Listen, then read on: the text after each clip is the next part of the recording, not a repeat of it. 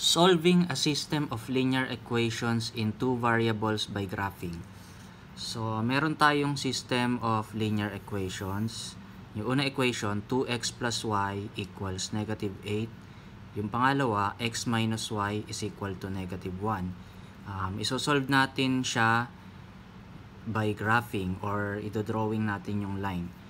Isosolve natin, meaning kukuhanin natin yung kung ano yung value at x ng x at y using graphing. So, may dalawang method. Una, using table of values. Pangalawa, using intercept method. So, sa video na to, gagawin natin muna yung unang method, using table of values. So, ang first step, lagyan natin, step 1. Ita-transform natin yung dalawang equation sa slope-intercept form. Yung y equals mx plus b. Yan, pinag-aralan natin yan nung nakaraang video. Yan yung slope-intercept form. Gagawin natin ganyan yung form nitong dalawang equation. So, ito yung una nating equation. 2x plus y equals negative 8. So, lalagay natin yung x sa kanan. So, yung 2x, mag-minus 2x tayo dito para makancel. Mag-minus 2x din tayo sa kanan ng equals. So, cancel na to. 2x minus 2x equals 0. Natira na yung y sa kaliwa. Sulat natin yung negative 2x minus 8. So, ayan na yung ating slope-intercept form ng unang equation. Yung pangalawang equation naman, gawin din natin ganon. X minus y equals negative 1. Lilipat din natin yung x sa kanan. So, minus x para makancel siya dito. Minus x din sa kanan. So, x minus x, 0 na yan.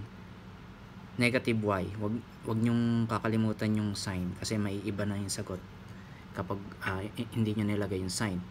So, una nating isulat yung negative x minus 1. Pero sa slope-intercept form, dapat positive y. So, ang gagawin natin, kasi di ba ang coefficient nitong negative y ay negative 1. So, para mawala yung negative, divide natin sa negative 1. Yung sa kanan din, di-divide din natin para pareho. So, na-cancel na yung negative 1 dito. Y na lang yung natira, positive. So, ganun din dito sa kanan. Lahat ng mga negative, magiging positive na rin kasi dinivide mo sa negative 1 yung bawat term. So, negative 1x divided by negative 1, x na lang yon. Tapos, negative 1 divided by negative 1, positive 1 na. So, ayan na yung first step. Slope-intercept form na yung dalawang equation. Ngayon, dahil table of values, isa-substitute natin yung x sa mga values. Ang mga values na gagamitin natin ay negative 2, negative 1, 0, 1, 2. So, gawin natin yung table kasi table of values ang ating topic. So, gawin din natin dito sa kanan, x, y. Negative 2, negative 1, 0, 1, 2. Ayan. Bawa tayong table. Ayan. So, ano ibig sabihin yan? Kukuhanin natin yung value ng y kapag ang value ng x ay negative 2, negative 1, 0, 1, 2. So, ganito. Sulat natin ulit ito. Itong y equals negative 2x minus 8. So, kapag ang x ay negative 2, y equals, anong value ng y? So, palitan natin. Negative 2 times x. Pag ang x natin ay negative 2 minus 8. Solve natin. Negative 2 times negative 2 is equal to positive 4 minus 8. Y equals negative 4. So, lagay natin dito. Pag ang x ay negative 2, negative 4 yung y. So, paano naman pag negative 1 yung x? Sulat ulit natin yung equation. 2x minus 8. Y equals negative 2 times yung x mo ay negative 1 naman ngayon. Y equals negative 2 times negative 1, positive 2 minus 8. Ang y natin ay negative 6. So, negative 6 ang y pag ang x ay negative 1. Paano naman kapag ang x ay 0? Y equals negative 2x minus 8. Palitan natin ng 0 yung x. Negative 2 times 0 minus 8. Y equals negative 2 times 0, 0 minus 8. Y equals negative 8. Negative 8. So, kapag x naman ay 1, y, negative 2x minus 8. Sulat natin, negative 2 times x, yung x ay 1, minus 8. Y equals negative 2 times 1, negative 2 minus 8. Ang y natin ay negative 10. So, kapag ang x naman ay 2, negative 2x minus 8, y equals negative 2 times, ang x ay 2, ang y natin ay negative 2 times 2, negative 4, minus 8. Ang y natin ay negative 4 minus 8, negative 12. So, nakuha na natin yung mga values ng x and y dito sa una nating equation. Dito naman tayo sa pangalawang equation. So, kapag ang x ay negative 2, so, sulat natin to y equals x plus 1, diba? Kapag ang x ay negative 2, negative 2 plus 1, negative 1. Ang y natin ay negative 1. Kapag ang x naman ay negative 1, x plus 1, diba? Y equals, palitan mo na negative 1 yung x plus 1. Y equals negative 1 plus 1, 0. Kapag ang x naman ay 0, ulitin natin, x, palitan natin ng 0 plus 1, y equals 1. Y ay 1 kapag ang x ay 0. Kapag ang x naman ay 1, palitan natin ng 1 ng x, 1 plus 1, y equals 2.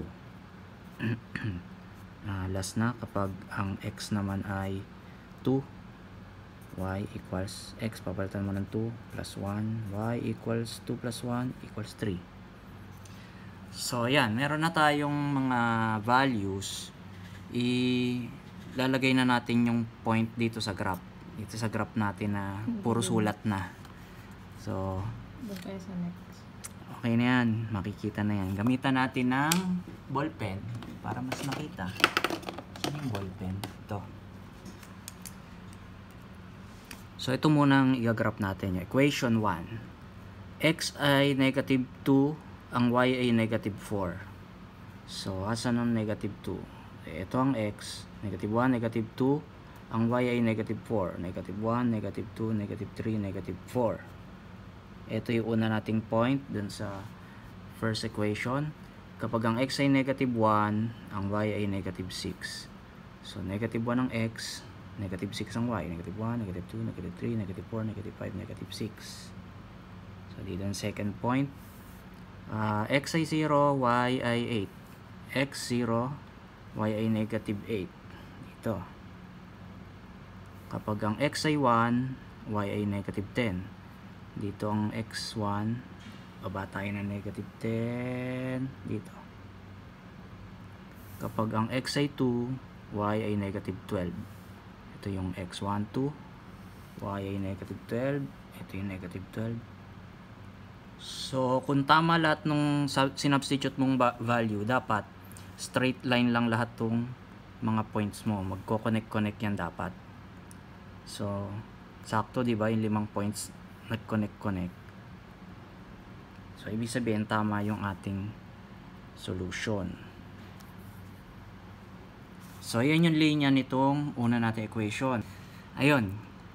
Sabi ni ma'am, sabi sa atin ni ate ma'am, itong line na to, di ba, papaganyan yung slant niya. So, yung slope daw ay negative 2. Hindi, nagdag lang ni ma'am, kaya naputol yung video natin. So, tuloy na natin.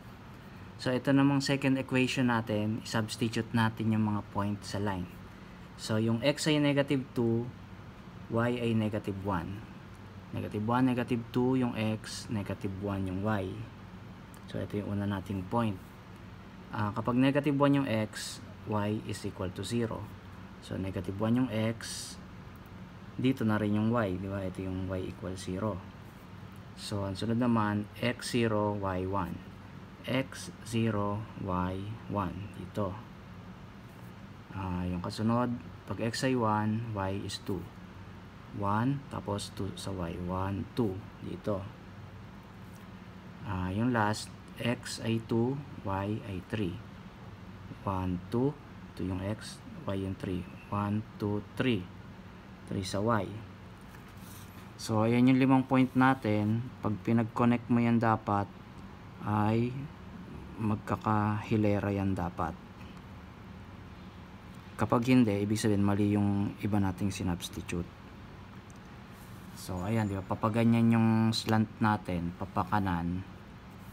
Ang slope niya, di ba, ay positive 1 kasi yun yung katabi ng x, positive 1. Yun sa previous video natin. So, ano ang sagot? Ang sagot ay kung saan sila nag-intersect dito sa point na to. So, ano yung point na to? Negative 1, negative 2, negative 3 yung x, di ba? Kapantay siya ng negative 3. Ayan siya. Pababa naman, negative 1, negative 2. So, kapantay siya ng negative 2 sa y. So, yung point na yan, ang coordinate niyan ay negative 3 at negative 2. Negative 3, negative 2. So, ito negative 3 at negative 2, ito ang solution dito sa ating system of linear equations. Try nating i-check kung tama.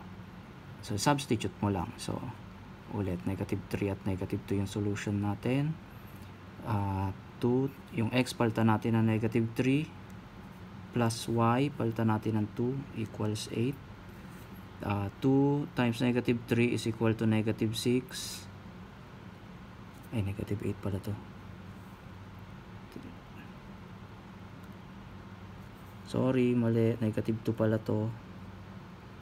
Negative 2 pala. Yun sa y. Sorry, negative 2. Plus negative 2. Wala, gulo na. Ulit, negative 2.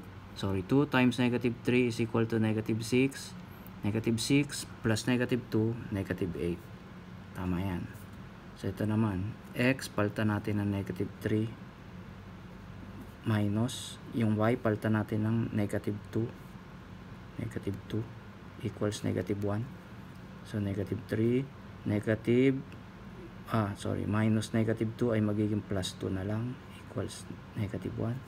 Negative 3 plus 2 is equal to negative 1 equals negative 1. So, tama din. So, ganyan yung pag-solve ng system of linear equations by graphing using table of values. So, sa susunod na video natin, gamitin naman natin yung pangalawang method, using intercept method.